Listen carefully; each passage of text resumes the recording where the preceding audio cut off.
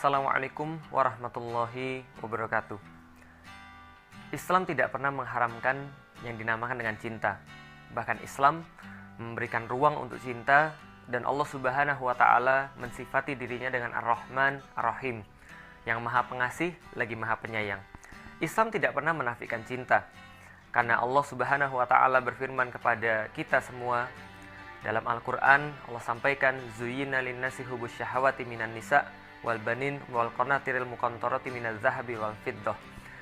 Allah menyampaikan bahwa kita memang dihiaskan, kita memang diberikan sebuah perhiasan, yaitu adalah tertariknya diri kita dengan wanita, dengan anak-anak, dengan emas, dengan perak, lalu dengan sebagainya yang dinamakan dengan mataun hayatid dunia. Jadi dinamakan dengan perhiasan-perhiasan dunia. Allah tidak pernah mengharamkan cinta, tapi Allah mengaturnya secara khas dengan baik sehingga kita dapat menyalurkannya dengan baik pula. Tapi tidak dengan zaman sekarang.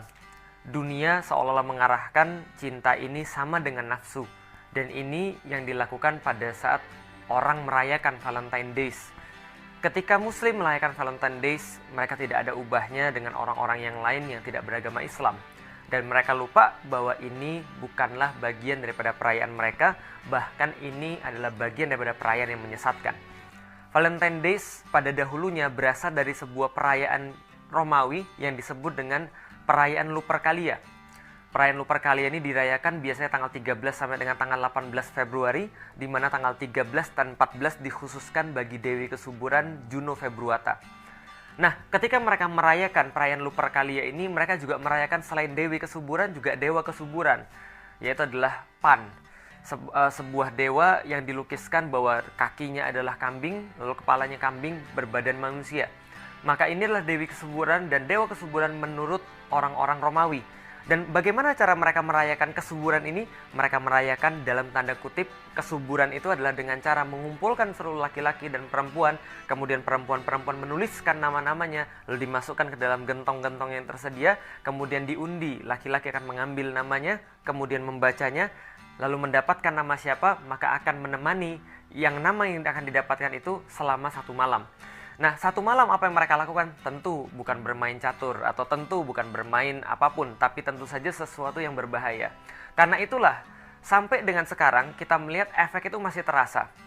Ketika tahun 496, ketika Romawi mengambil agama Kristen sebagai agama negara, pada tahun 496 Paus Gelasius tidak bisa menahan perayaan Lupercalia yang sudah biasa dirayakan oleh orang-orang Romawi, maka dia meresmikan menjadi perayaan gereja. Namun pada tahun 1969 perayaan ini dianulir oleh gereja dan dianggap bukan bagian daripada tradisi gereja, karena mereka menyadari buruknya perayaan ini. Dan sampai sekarang pun apa yang terjadi? Tanggal 14 Februari seminggu sebelumnya dan seminggu sesudahnya diperingati di Amerika sebagai The National Condom Week. Jadi pekan kondom nasional.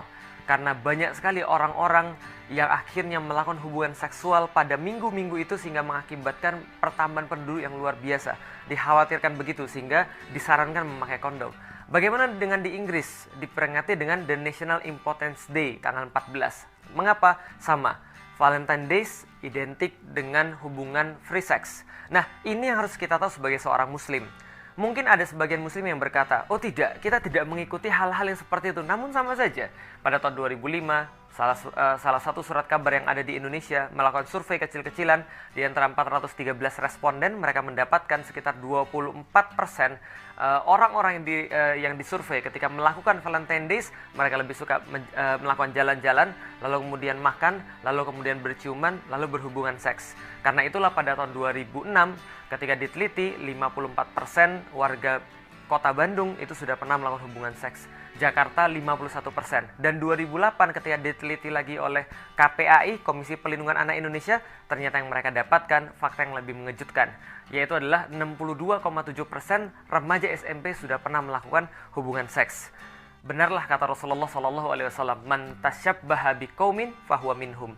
Barang siapa yang mengikuti kebiasaan suatu kaum, maka dia bagian daripada mereka. Dan kita renungi, Bagaimana Rasulullah berpesan kepada kita, kalian senantiasa akan mengikuti sunnah-sunnah orang-orang sebelum kalian, mengikutinya sejengkal demi sejengkal, lalu sahasta demi sahasta, sampai mereka masuk ke lubang biawak pun Anda akan ikut masuk.